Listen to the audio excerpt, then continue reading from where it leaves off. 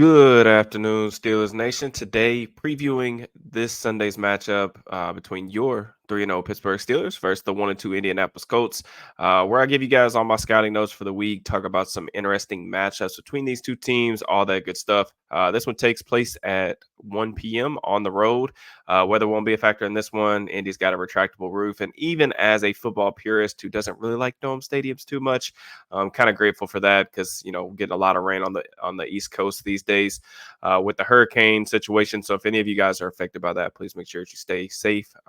All that stuff, but game I'm super excited to talk about for a couple different reasons. One, the Colts were surprisingly good, at least offensively last year. Under Shane Steichen, I think he's a really good young up and coming offensive mind in this league. They were able to do some really cool things last year with the backup quarterback, and we're really without their best player, Jonathan Taylor, for the majority of the season.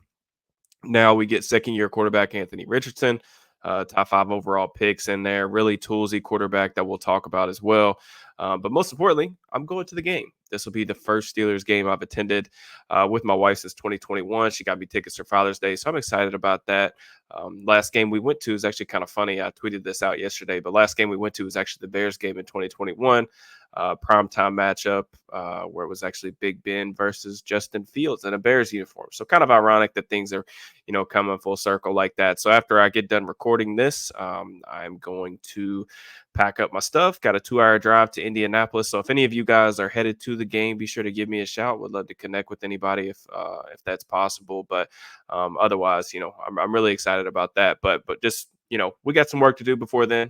Before we talk about this matchup, we've got a lot of new subscribers in here since the start of the regular season. I'm super happy about that. But I just wanted to express a warm welcome to everybody. I appreciate you kicking it with me. But if you all could just please drop me a like, make sure you're subscribed, turn on the notification bell, all that stuff.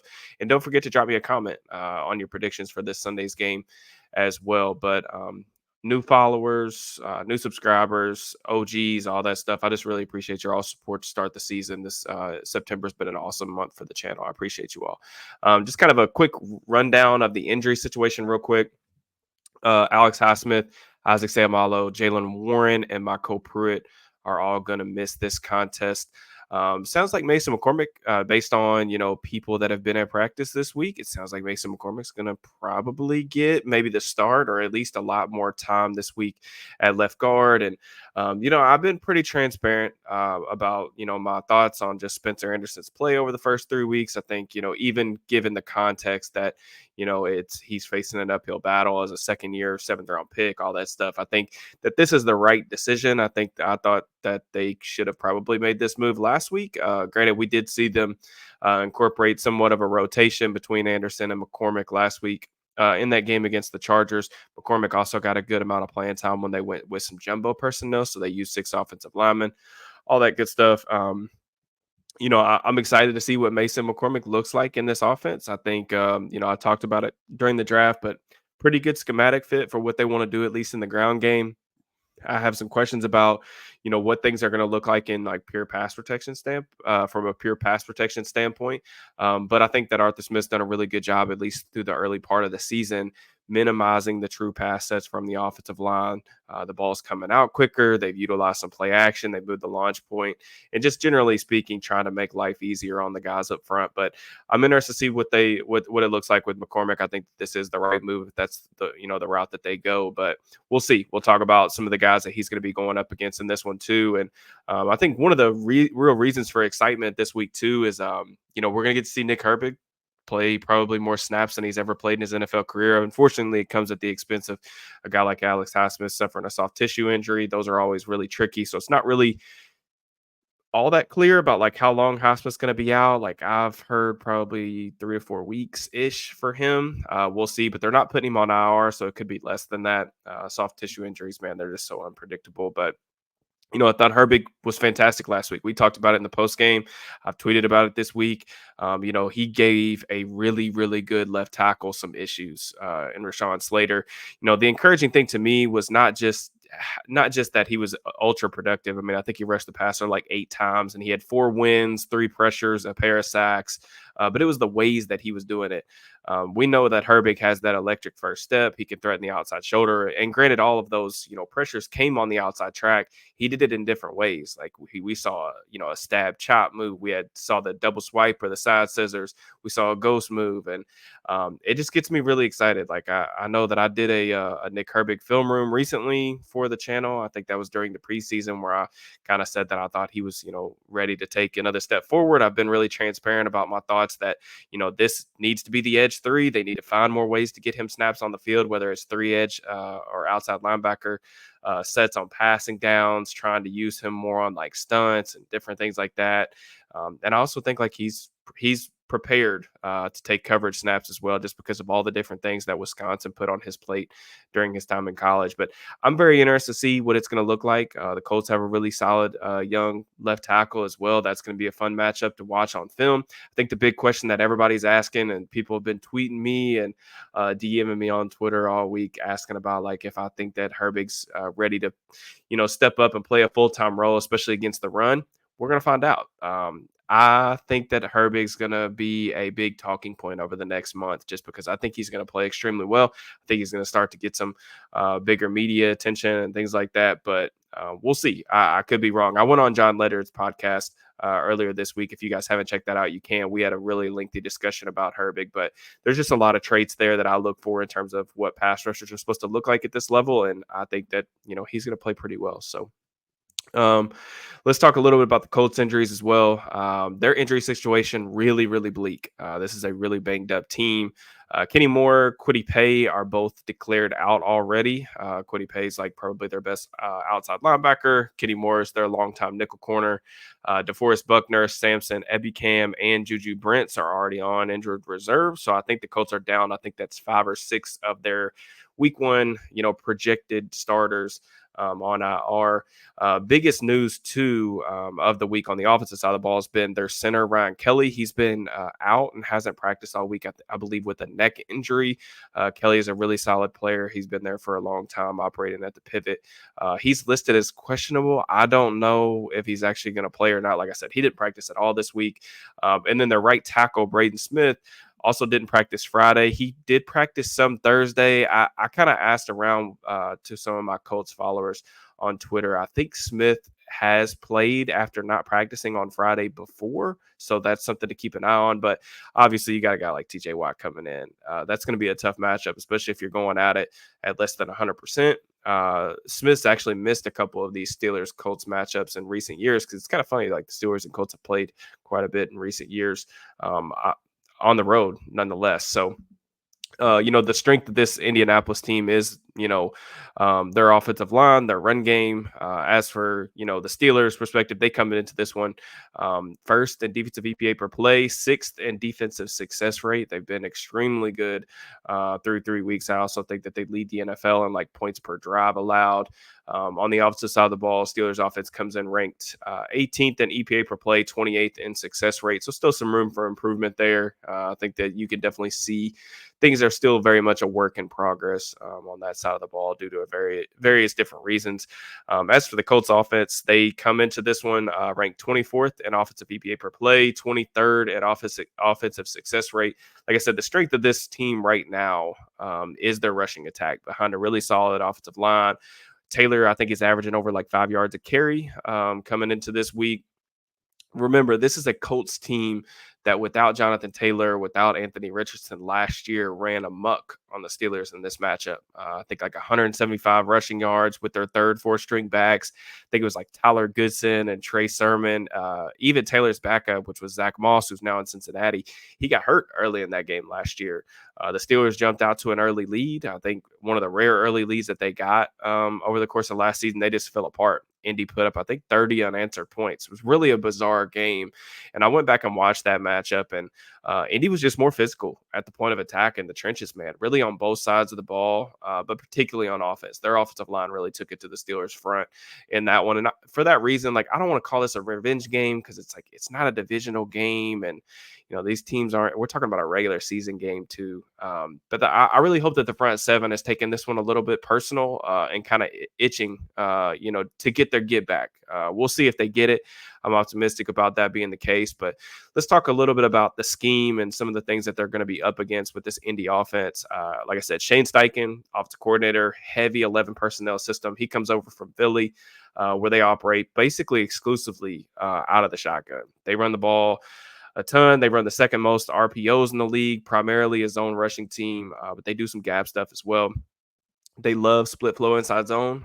They got a lot of different variations that they'll use. That gave the Steelers a lot of issues last year in this matchup. But I just want to kind of talk about some of their players as well. Anthony Richardson, physical freak, man. Just a complete moldable ball of clay in terms of tools that you can work with. But he's still very much, figuring out the position. Some of the things that Richardson does really well, throw the deep ball. I think arm strength can kind of be misconstrued sometimes. Like people think that arm strength is just how far you can throw a ball, but it's really more so about at the NFL level, the type of windows that you can hit. But the thing about Richardson is he can do both. He can throw the ball like over the mountains, and then he can also access really tight window throws because of the amount of velocity that he can generate on the ball. A lot of RPMs, really impressive from a physical standpoint. 12.9 average depth of target, leads the NFL right now. This offense is really built on singles and home runs. And what I mean by that is like the thing that they do the best right now is running the football behind their offensive line. We'll see like who's healthy, obviously, but behind their offensive line with Jonathan Taylor. But his ability to create big plays over the top. Lots been made over the first start of the season about why are NFL teams not scoring and like the too high discussion and Mel Kiper trying to ban too high safety looks and all that bizarre stuff. Richardson doesn't care. Like one high, too high, he's going to try to push the ball down the field, and like Steichen has really leaned into that. Calling a bunch of shot plays, and he's very aggressive down the field. I think the big thing with Richardson, like I said, he's not raw in the fact that like he doesn't understand the position, like where to go with the football. He's just really inaccurate. And I'm not sure he's ever really going to be that consistent down to down accurate quarterback. We'll see. This is a really young kid who hasn't played a lot of ball. I think he's actually the youngest starter in the NFL right now, even though this is his second season. But right now it's just like, there's just not a lot of consistency with his game in the underneath and intermediate portion of the field. He's really inaccurate. Like last week, sitting there watching, I've watched all three of the Colts games this year on all 22. And, last year he tries this like no look trick shot on a basic like deep curl route that should have been a first down. And it's like, man, like you're not even hitting the layups. Like, why are you trying to no look guys right now? But like I said, his ability to push the ball down the field is definitely notable. In terms of creating those explosive plays and also what he can do for you in the run game. Like I mentioned, they run a lot out of the shotgun. Whenever you have a quarterback who's a dynamic threat with the ball, like he's a strong dude who also has like good straight line speed. So he's somebody that you always have to count an extra guy in the box for. But I want to talk about Jonathan Taylor. I don't know, like if it's maybe I haven't appreciated Jonathan Taylor enough.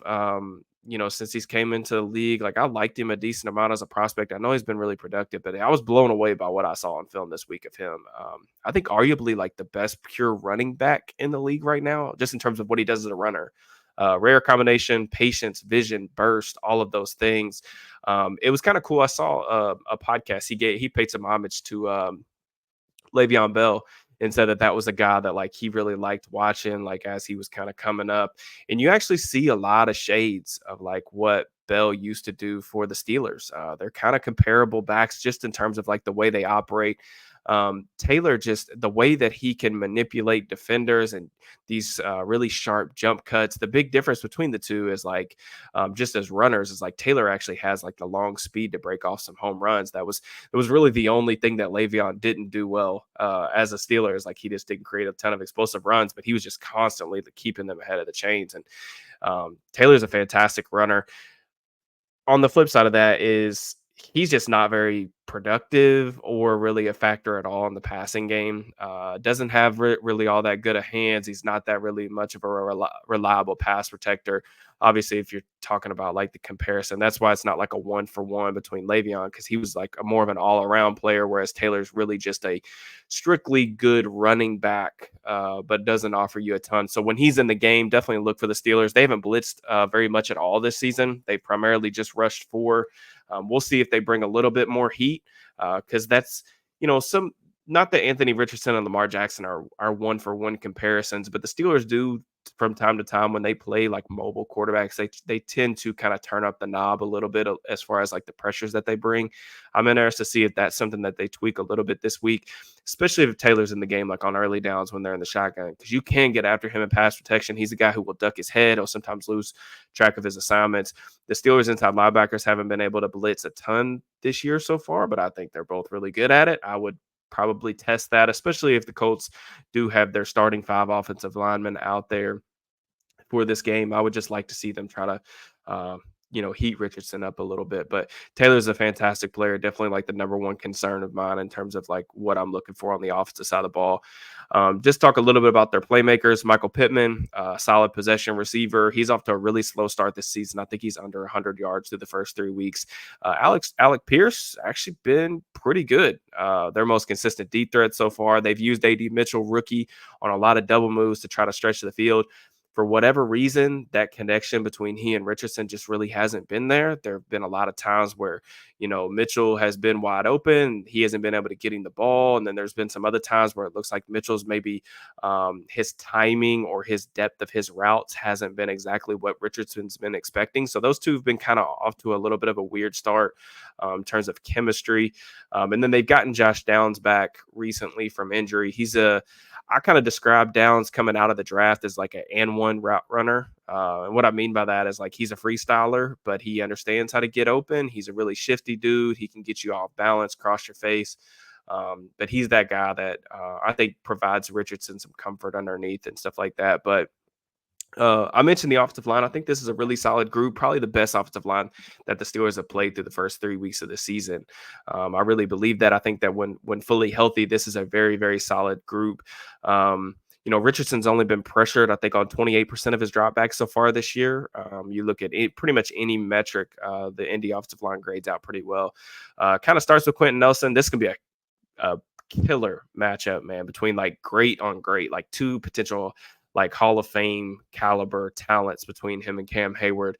Nelson sustains blocks at a really high level, excellent finisher, elite processor, picks up stunts extremely well.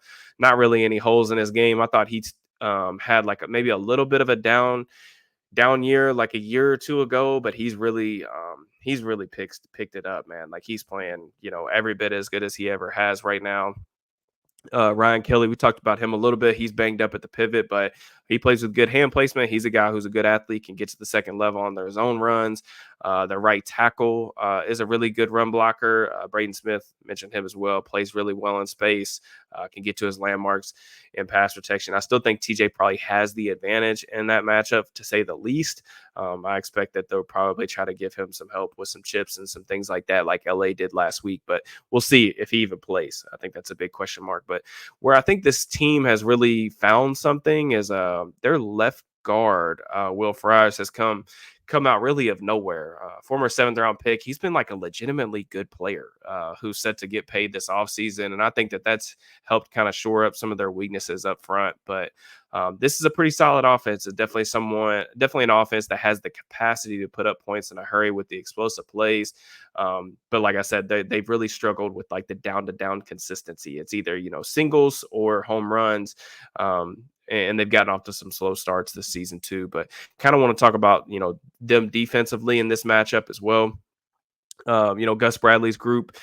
If you're a fan of the NFL and like anything about Gus Bradley's defenses, it's still the same old stuff, man. This team comes in 15th in EPA per play, 11th in success rate. Like I mentioned earlier, this is a team without half of their starters right now, so they're definitely playing kind of with one hand behind their back at the moment. But he's still running the same system, insane amounts of cover three. He's going to stack the box, going to roll a safety down. Usually that guy's Nick Cross that ends up coming in towards the line of scrimmage. They don't play man coverage really at all. I think Sports Info Solutions had them at 10 man coverage snaps through the first 3 weeks of the season.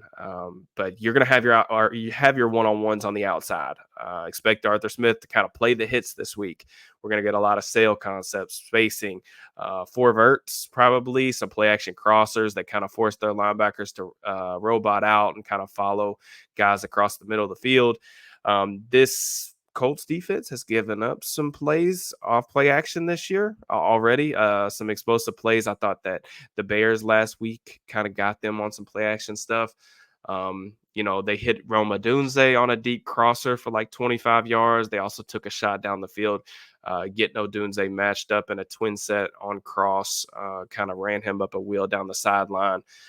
So you're going to have your shots to take some to make some plays on the outside, but just kind of some other tidbits. His second highest usage coverage is cover two, so that's kind of his changeup. He doesn't hardly ever blitz their bottom five in blitz rate, but he will blitz on third down. So like that's the one time where Gus actually likes to bring some pressure.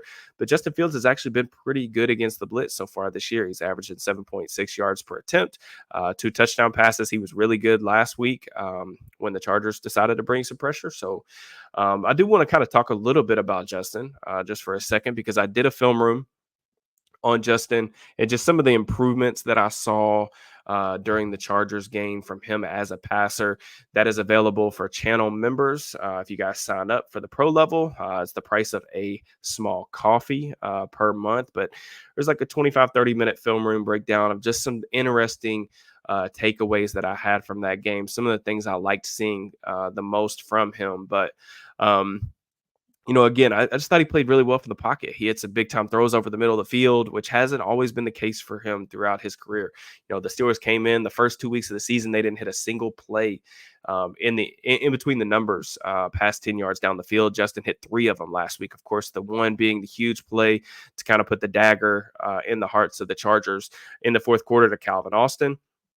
But he also had another one that was a kind of a double slant concept where he threaded the needle to Pat Freiermuth over the middle, a ball that was ultimately dropped that could have got them into scoring range right before the half. But I was just really impressed. I said it post game, and I'll just kind of reiterate it here. I was impressed with the decisiveness from Justin, but also the confidence that he was playing with from the pocket. I want to reiterate that, from the pocket. He only had one scramble last week. I think he got rid of the ball in it was like 2.5 seconds or something like that. I didn't write down the number, but it was the second quickest release game of his career. The best one was, I think, his rookie season against the Raiders or something like that in 2021. So Justin's a guy who typically likes to hold the football a long time. He's done a much better job cleaning up his process, getting the ball out, avoiding negative plays. We've talked about, not taking a bunch of sacks, not turning the ball over, putting the ball in harm's way. And he's done that through the first 3 weeks of the season. And I think it's definitely commendable. Some of the stuff in terms of winning from the pocket and the improvements in quick game and throwing to the middle of the field. I mean, he made that throw he made to Austin. Basically it's what I call a bow or a wrap in concept, where they're trying to tie down a second level defender and run kind of a dig or wrap in behind him. I've watched Justin. I said this in the video, but I've watched Justin play every game that he's played over his last 2 years in Chicago, and then most of his rookie season that I could actually get my hands on the all-22 on. I don't know that I've ever seen him make that throw. I don't. I can't recall one off the top of my head. I went back and tried to look and see if I had anything on my computer. That's just not a throw that I've seen him make, get into the backside dig. So it was really encouraging to see that, especially in a huge moment. But just in terms of a couple areas that I'm kind of waiting on improvement, not just from him, but just the offense in general, I still like I said, I think it's really very much a work in progress. Quarterback run game has been ugly. He's only averaging 3.2 yards per carry. That's probably been one of the areas that one of the few areas I feel like with this team that I've been generally surprised by. That's just that we haven't really seen a ton of big plays with his legs just yet. And that's not, I actually wrote on Steelers Now today on Saturday. You can go read the full column, but I wrote about this. It's not all Justin. They've had some weird mental errors up front. And I've actually been impressed with some of the stuff that Arthur Smith's done schematically to try to use his legs. They're not just running zone read, although he did score a touchdown last week against the Chargers on a zone read concept in the red zone. But they've tried some different stuff. They've tried some power plays with pullers. They've tried to run some quarterback draw stuff with him. They've even tried to get him out of the pocket and run some sweeps. Just to very little success, like a 41% rushing success rate, just for a quarterback of his caliber of an athlete.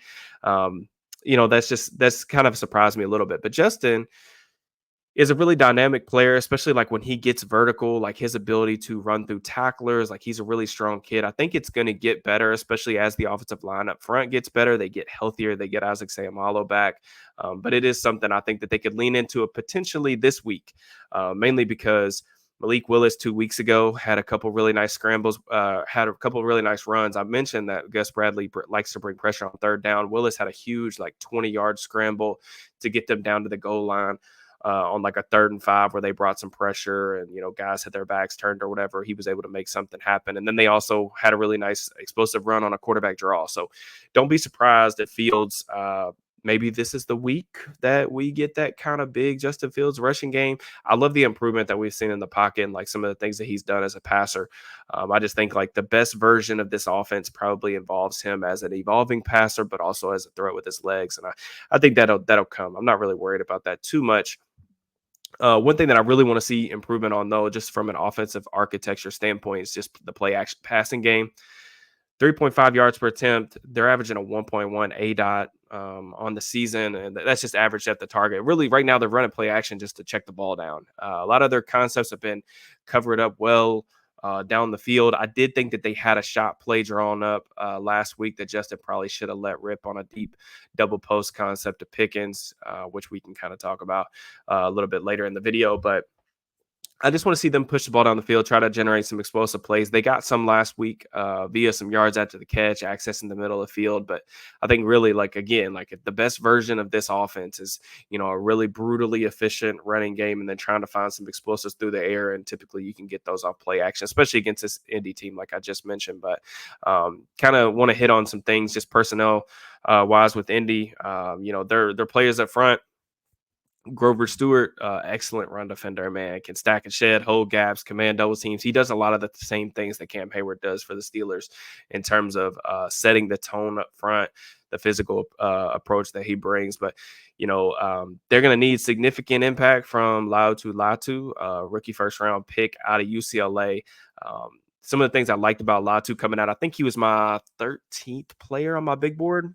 So I was a really big fan of his elite hand usage with a deep pass rush bag of moves, man. He understands really how to set guys up, hezzies, Euro steps, everything. Like this dude has outstanding hands.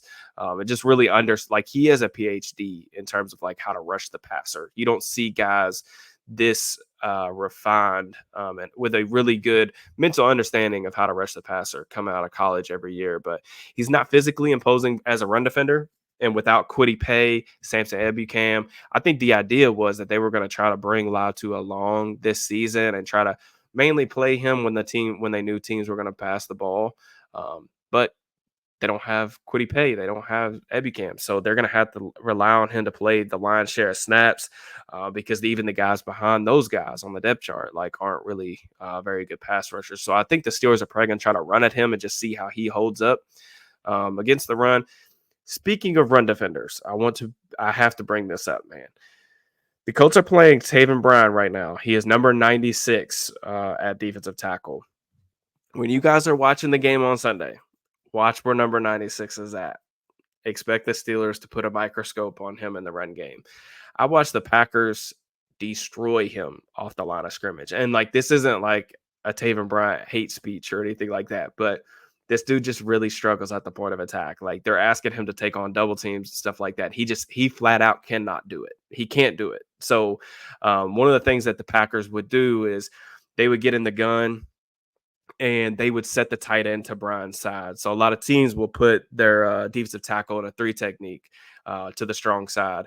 They would motion the tight end back to the other side of the field, and then they would just run counter directly at him. Well, on counter, like that 3 tech is going to encounter a double team, and they were just moving Brian like 3 gaps over. I mean, I can't believe I tweeted out some clips of it yesterday on my Twitter account, but it was just every time it seemed like they did that, he was getting absolutely mauled off the line of scrimmage. They had multiple, I think they had 3 runs in the game ran directly at him or on that same kind of counter with them pulling the guard and the tight end concept. I think they had 3 runs that went for like 10 yards or more. So I think that that's an area that I would run at 96 all day long. Like I said, Stewart's really good at the point of attack. I'd run at 96. Their backers, Zaire Franklin, EJ Speed, I thought both those guys were pretty brutal the first 2 weeks of the season, to be honest with you, man, just playing really slow when it comes to fitting the run. I think they're without DeForest Buckner there to take on those double teams. I think they were just like used to him doing really good things at the line of scrimmage, and I just thought they were brutal the first 2 weeks of the season in that regard. Last week was better for sure. Kind of like what we talked about with the Chargers last week, though, in the preview.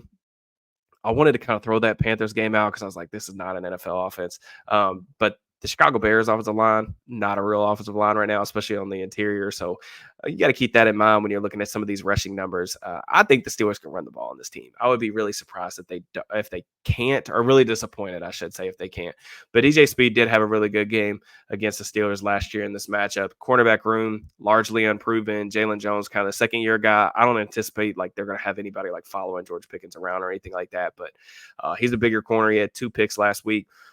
Just again, kind of to hit on the depth, Samuel Womack, former 49er. He's actually going to be starting, I think, on the other side of Jones this week. This is a guy who wasn't even on this team like a month ago, but this just shows you where they're at from a health perspective. Safety's been mostly fine. Like I said, Cross, extremely good athlete, but someone who struggles to kind of find the ball in the air consistently. Julian Blackman, someone that I thought the Steelers might be interested in. If you guys have been around the channel, you guys could probably remember me talking about Blackman a little bit during free agency, but really smart player, attacks the ball well. He does read quarterback size pretty well as well. So he's just a really solid piece on the back end. Just some things I'm kind of watching for. I know I'm kind of going a little bit long here in the preview. We're over 30 minutes already, so I apologize for the rambling. But some of the things I'm watching for, George Pickens, kind of a weird game last week. I don't know, man. It was just really strange to me. I thought that George didn't really fully look locked in for a couple different reasons. Just a weird game. He had the drop on the slant over the middle of the field. I thought Asante Samuel did a really good job on him. When those two were matched up one-on-one, like he jammed George up at the line of scrimmage a couple times and like was able to kind of cloud his space. And then like Pickens, there were like a couple times I mentioned that deep post shot that I thought they should have taken on a play action. Like Pickens is running like 75% speed on that play. Like maybe if he runs full speed, Justin kind of lets that thing rip down the field. So there was some jogging on some routes. And then there was also a couple times where like him and Calvin Austin were on the same side of the field and they ended up in the exact same spot. Like the depth of his routes seemed like he was probably in the wrong there. And then they tried to run this play to him right before the half where they're basically booting Justin out. And it seems like that Pickens is probably not where he's supposed to be on that play either.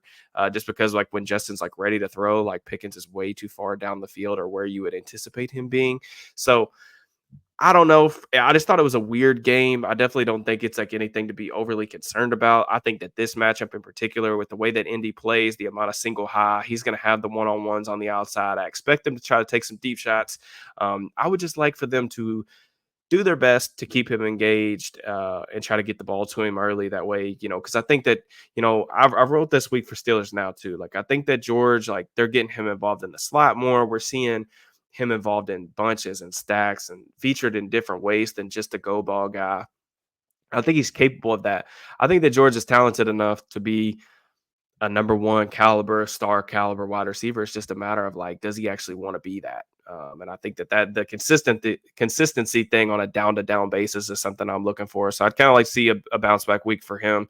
The Colts have started slow and basically all of their games. Would love to see the Steelers get off to a fast start. And I know I say that after they got off to a fast start last year, but still lost. But I would love to let this defensive pass rush kind of tee off on Richardson because of how good the Colts offensive line is. I would like to try to make them as one-dimensional as possible. Like I said, going to be really sad if the Steelers cannot run the ball on this team just through 3 weeks. They've been woefully inefficient running the football. They've ran for a lot of yards, but really it's just because they've ran the ball a ton. Just Arthur Smith's philosophy. But right now they're 30th in rushing success rate. It's just not going to get it done, man. Like it's got to be better than that if they're going to be like a legitimate offense this year and a contender, a real threat in the AFC. Indy's offense, like I said, explosive. Very explosive. Second highest explosive play rate in the NFL. Got to keep a lid on the big plays. Richardson will give you some chances to make some plays on the ball. So Indy is -2, I think, in the turnover margin. Steelers really need to win that battle, obviously, as well. Everybody talks about that every week, but it is valid. This week, I could definitely see Minka Fitzpatrick getting an interception. this week on like maybe like an overthrow or something like that. But that pretty much does it for me. Like I said, I appreciate you guys kicking with me. I know we went a little bit long this week, but schedule will be mostly the same throughout the week. We'll try to do 2 film rooms. But the only tweak that will be is like the recap for this game could be early Monday morning ish because I won't get back to Louisville until Sunday night, kind of after the game concludes. But we'll see. If I'm back early enough and I can get it out before like the Sunday night football game, I will try to do that. But just again, I appreciate you guys, all the support and everything, but just don't forget to like, subscribe, drop me those predictions on what you guys see happening on Sunday's game in the comments. Don't forget to get your Steelers gear using our channel sponsor, Homage, using the link in the description of this video. I've already got my stuff, like I said, packed up to head to Indy here in a couple of hours. So I will check you guys later. Enjoy the rest of your week.